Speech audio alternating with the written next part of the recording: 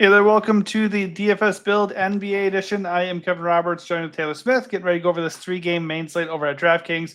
The goal is always to help you win. If this video does help you out in any way, please smash that like button and subscribe to the channel. You can also get our finalized core plays for the day and access to our Discord, as well as access to our picks for MLB and stacks and everything else we cover. If you hit up our Patreon, just $5.99 to get access to all that stuff. All right, let's get into it. Here we go, position by position, highlighting the top plays. Starting with SGA up top. He is 10K, but he does come in with a 61-point fantasy projection. And the Grizzlies obviously offer a really good DFS environment. You got to think with the series shifting to Memphis that perhaps the Grizzlies have a chance to keep it close. It is only a 9-point spread, which is the lowest one so far in this series. What are your thoughts on SGA? He is cheap for like what we're used to paying for him, but point guard's always stacked again on this slate. There's cheaper stuff that looks really good. Even on the other side of this game, the Detroit game, the Clipper game, every game. So I think he's fine. I'm probably going to be under the field. Like I think a more balanced build makes sense on this slate. So I'm not getting to Jokic as much. I'm not getting to Shea as much. I think the field's really going to be doing the same thing, though, playing a balanced build. So lower owned-ish SGA against a good or a fast-paced Memphis team, I think is fine. But as of now, not a big priority for me. Yeah, we say it kind of every day, but the reality is the pricing is just too soft to go make SGA and Jokic clear priorities. Obviously, if they're going to be low owned, they're very interesting and they're cheaper than they normally would be. So if you have the path and the funds to go get SGA or Jokic, by all means, go for it. That said, Cade at 9.4 and Harden at 9K look really, really good. And they're not that far away from SGA. Like if you want to keep saving, you might not lose that much upside. Morant is super cheap at 7.6, but projects extremely well in a close game. Obviously, tough matchup, and there's risk of a blowout always, judging off the first 2 games in this series. But the game is in Memphis, so I actually have a little bit of hope that this game is going to be a little bit more competitive. Ja looks like the best play of the position. Yeah, he's underpriced, obviously. Kind of like everyone is. I think he's going to be extreme chalk as a result, though. Sure. So like if he's 50+% owned, I just think there's enough else at point guard, especially, guys like Cade, Jamal Murray, James Harden, Jalen Brunson. You can argue they're all a little too cheap. Like Morant is the most glaring value of the bunch, but I think the average margin in the 6 meetings between OKC and Memphis this season is like 20-something points. So I don't know. I don't really see a whole lot of reason to have faith. I understand Memphis is back home, but if Morant is extreme chalk, I think coming in under on that is totally fine.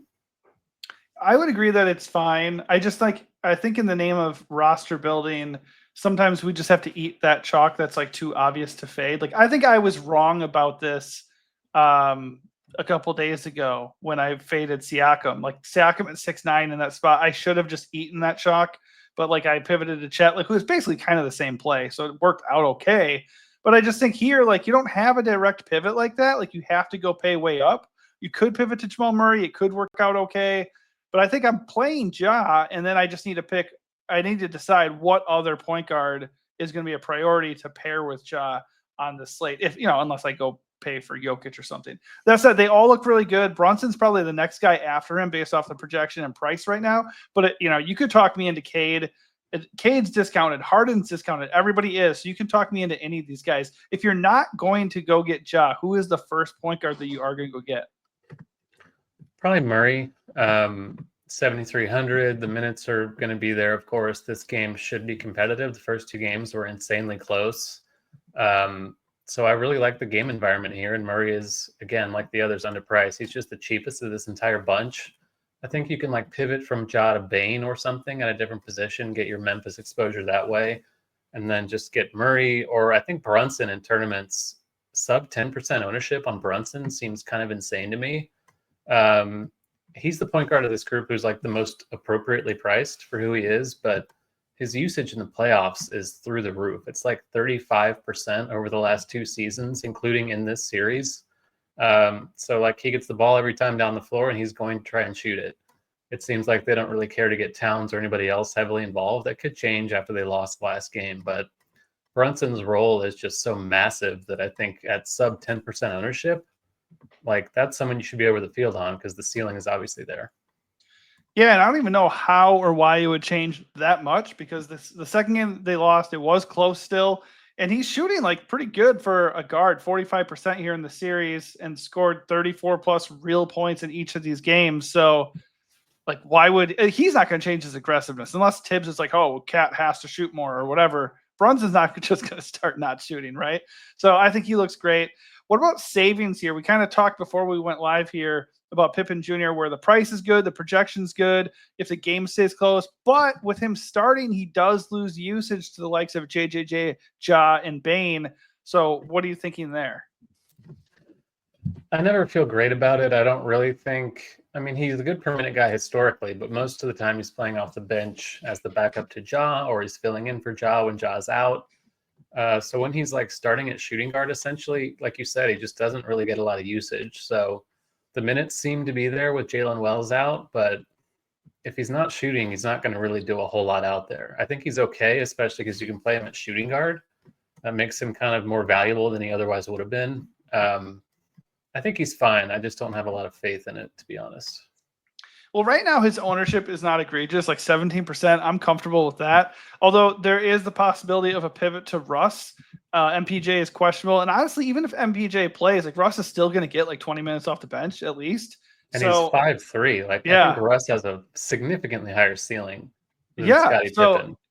The only thing is, obviously, if MPJ were to be out, Russ would be probably pretty chalky at that price. Yeah, but at 5'3", like he might be the best play on the whole slate. I know. Either way, like I think that is the pivot. I think Pippen's fine. I think he's a good value, but Russ is a way better value in my opinion. So that, like, if you're gonna go live in that range, I would find the extra 300 to go get Russ. We can go down here and talk about Alex fucking Caruso, who we did not want to play the other day, and then he got like 35 fantasy points. So dumb. I'm not gonna eat Alex Caruso chalk. I mean, the odds of Alex Caruso hitting 2 games in a row just feel remarkably low. His price came up to 3.9. I think relative to the slate, he is still a good value, 100%. If the game stays close, that DFS environment is good. But Dennis Schroeder for $400 more feels a little bit better to me. Chris Dunn for $100 more feels a little bit better to me. Or I just don't go this low at point guard. I think Caruso's fine if you want to do that, but at 35% ownership, I'm going to be out. Yeah, I think he's an okay play. Decent per minute guy off the bench, but the minutes are pretty limited compared to Dunn and compared to Schroeder. Like Schroeder closed the game in game 2. He's kind of a secondary ball handler they put out there with Cade in crunch time. So I think his role is pretty solidified. Mm-hmm. Schroeder's my favorite of the cheap point guards, pending Russ MPJ news. But I think Dunn is a pretty good play. Like, not a great per minute guy, but the minutes are going to be there for his defense on Jamal Murray. So I'm okay with that. And then a Caruso pivot, I don't hate his case in Wallace at 3.6. Not going to be his owned. His minutes have been kind of down in the playoffs coming off the bench, but I don't mind it. I think he's not going to get a lot of usage either, but as a pure straight line pivot from Caruso, I think Wallace is fine. Yeah, the only downside, by the way, with Russ is he's only point guard eligible. Super annoying. With all these other values in that range, Pippen, Schroeder, Caruso, all these guys are shooting guard eligible as well. So it's gonna be interesting to see how it all shakes out. All right, moving on to shooting guard. Your boy Jamal Murray leads the way with a 44-point fantasy projection, and he does not have egregious ownership. I love the price. I love the projection. I do not have a problem with Jamal Murray at all. Desmond Bane at 6'9". I don't really feel great about Bane, but I do feel good about the price. So if you want to play Bane at this price with that projection, I don't have an issue with that. I don't know if I really want to pair him with Ja, though, so I might, figure out a way to get away from having them together in every lineup. But having them together here and there, not the worst thing in the world. Obviously, there's a gap after that. Norm Powell, Mikal Bridges, like you're going to get minutes. These guys are scoring dependent. I think for the price, they're totally in play. There's nothing wrong with them, especially since we can use them at small forward as well. So they are definitely on my radar. I just think because they can be pretty thin, especially with Mikal coming in at like 35% ownership, I would just right away look to Norm there maybe. That's an easy way to get different from a guy that's like not super safe.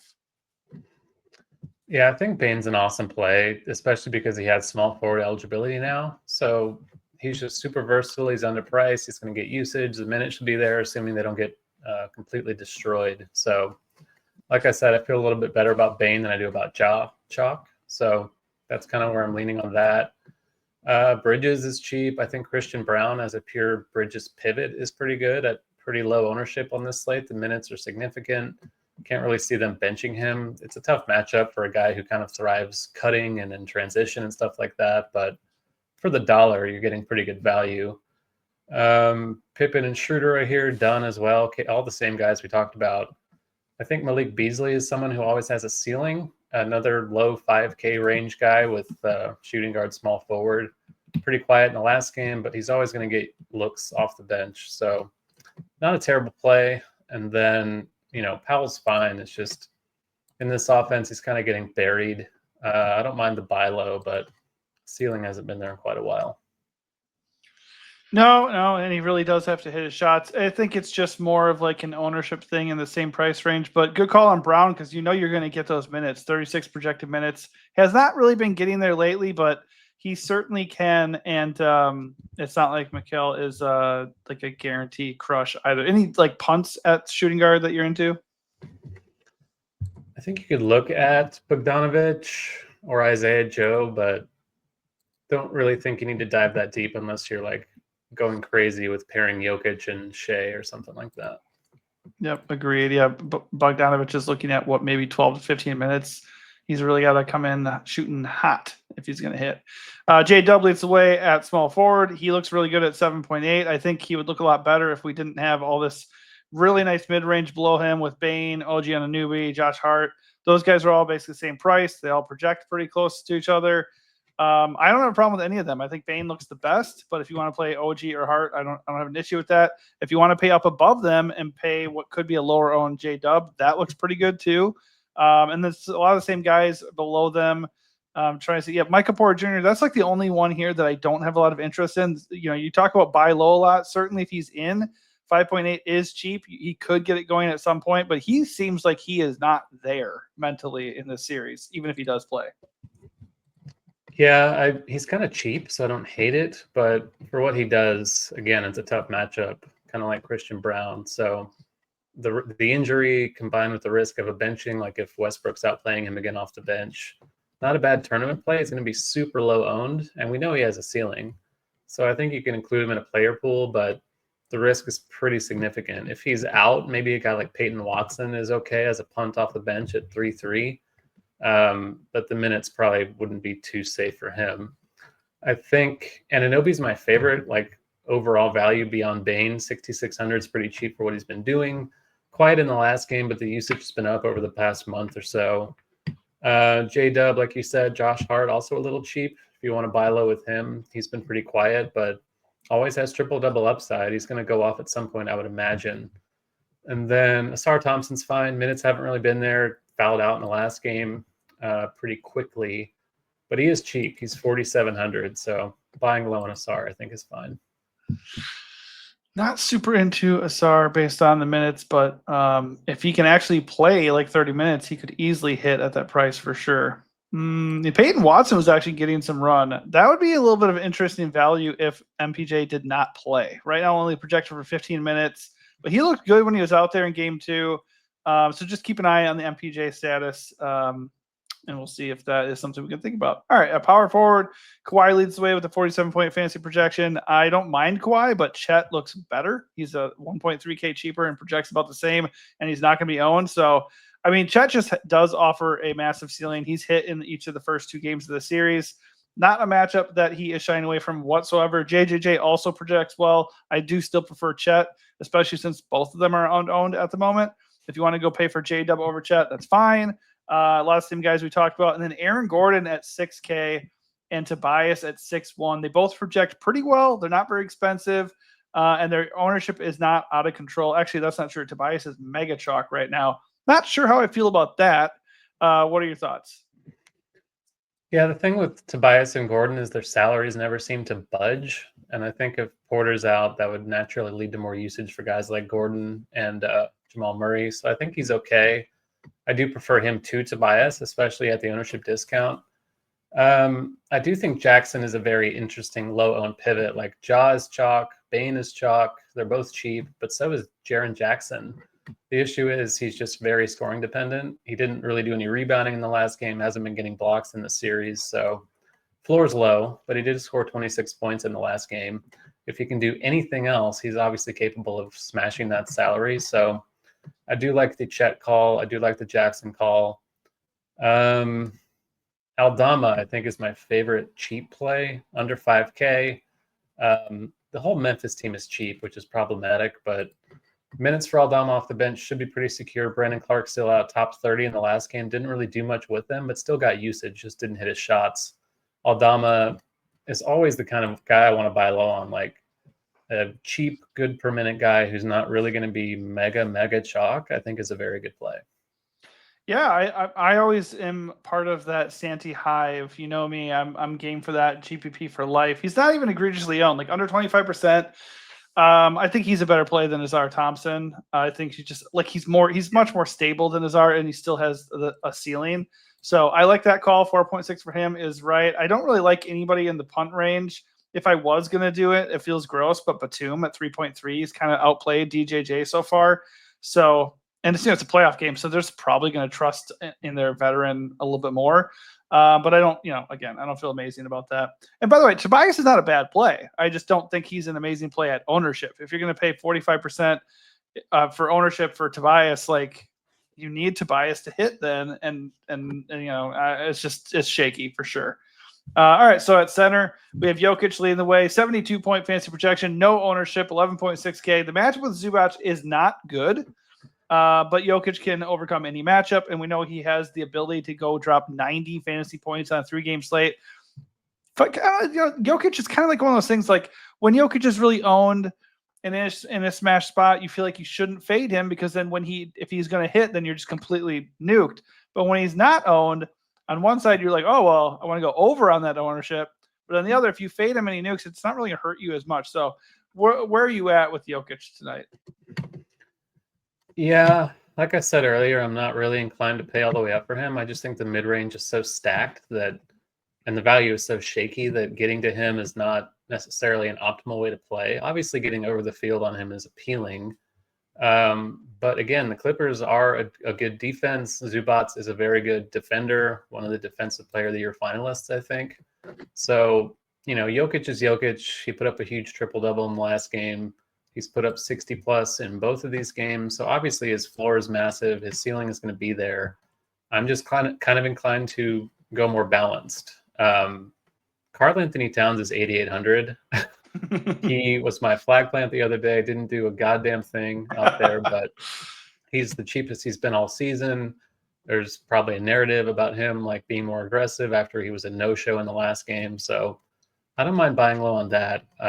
It's much easier to squeeze him in than it is with Jokic for 3K more. Well, yeah, kind of what you were saying though with like the whole Brunson thing. How much more aggressive can he be when Brunson takes every fucking shot? So like in both of these games, he has not taken more than 14 shots.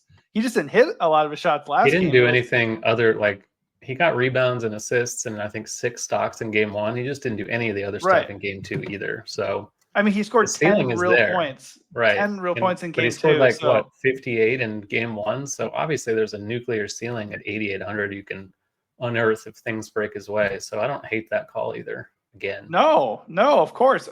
Yeah, so my only point is I don't think the usage is going to all of a sudden spike like uncontrollably, but we know he can produce in every possible way. So 8.8 feels just criminally low. So I'm with you. I would definitely go over that. I'm also with you on the whole Jokic thing.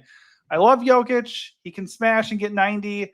You just got to kind of look at the value on a slate though. Like you're going to stretch yourself remarkably thin to go get Jokic alone. And then you're going to have to bypass a lot of really good chalk, or pivots off of this chalk too, right? Like if you don't want to play OG, you're still sacrificing guys in that range. Or if you don't want to play Ja, you're still sacrificing Jamal Murray or something. You're giving up a lot of spots in your lineup that are going to go from rock solid to absolute dog shit, most likely, because a lot of this value just isn't very good and it's a small slate.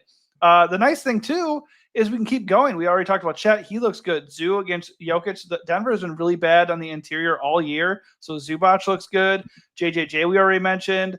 That's probably where it stops for me. I think like Cat at 8.8 is just really awesome. And Zoo looks good at 7.9. But you could certainly make a case for Jalen Duren, who's still dirt cheap and smashed with 39 fantasy points in game 2. Yeah, center's pretty loaded. I think Duren, obviously on a point per dollar basis, is probably the best one. Do like the Zoo call a little bit. I'm getting mostly Duren though. And Aldama, I think you can obviously punt with at center too. I think I'd prefer to play him at power forward, but if you land on him at center, it's totally fine. Isaiah Stewart, if he's in, I guess you can do the backup thing, but I'm really just focused on the kind of Duren, Towns, Zoo trio for the most part. Yeah, I'm with you. I'm with you for the most part. I think of that 3, I'm going to get away from Duren on this one, just because I feel like the narrative is going back to the Knicks. And as you were saying, maybe a little bit back to Cat too. And if that's going to happen, what's probably going to occur is Duren's going to get into foul trouble, or he's just not going to have a lot of success here. So that would be my play, going mostly Cat and Duren. All right, that does it for a position by position breakdown here. Let's end with our strategy and flag plant of the night. Yeah, balanced build. I think like the Knicks and Grizzlies are going to stand out quite a bit if you're doing that. So that's something I would be over on. Flag plant, I guess, would be Christian Brown, just a lower owned pivot from Mikal Bridges. The minutes will be safe, and I like the game environment. Yeah, I don't see much reason to go away from the balanced build like YOLO. And if you do a lot of lineups, obviously get a little bit of Jokic and SGA, but I'm definitely going to be living in that like high 6 to high 8K range. And I just don't see any reason to go away from that. As far as like a flag plant, I mean, at this point, I guess Cat, if that ownership actually sticks, like Cat is going to be really, really difficult to stay away from at that price. Who's the other guy that I was looking at before? Well, and Russ. Like if Russ, like it's tough because Russ is point guard only, so you do have to consider that. But if he's going to be staying like sub 20%, regardless of MPJ news, if it doesn't come out in time, like Russ looks like a really, really good play. All right, that is going to do it for us. Hopefully this helps you out. If it did, hit that like button, subscribe to the channel so you get alerted to more videos just like this in the future. And also for just $5.99 a month, come check out our Patreon and get access to tonight's core plays for the NBA slate, as well as everything else we do, plus our Discord access as well. All right, thanks for watching and good luck. And plus,